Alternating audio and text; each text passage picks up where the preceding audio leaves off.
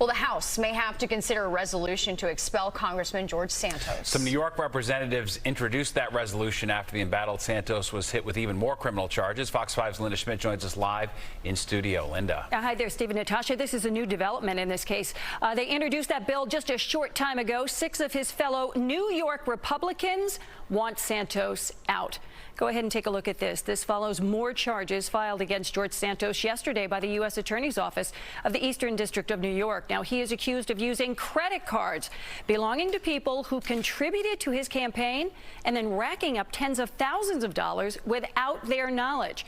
That comes on top of the charges that were filed against him back in May, charging him with embezzling money from his campaign and lying to Congress. Well, his New York Republican counterparts in the House are fed up and they want him expelled. He's a stain on this institution. He's a stain on the state of New York. And quite frankly, the people of the 3rd Congressional District and beyond deserve better. In the meantime, George Santos in D.C. today was asked by reporters about the bill to expel him. He is calling it political games, and he says it is a slap in the face of Long Island voters who elected him to office. It's silencing the people of the 3rd Congressional District of New York. That's not what the Constitution set out for.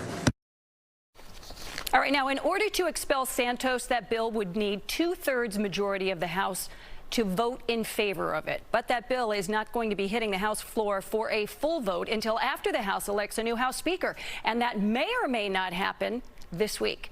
Steve and Natasha, back over to you. All right. Thanks, Linda.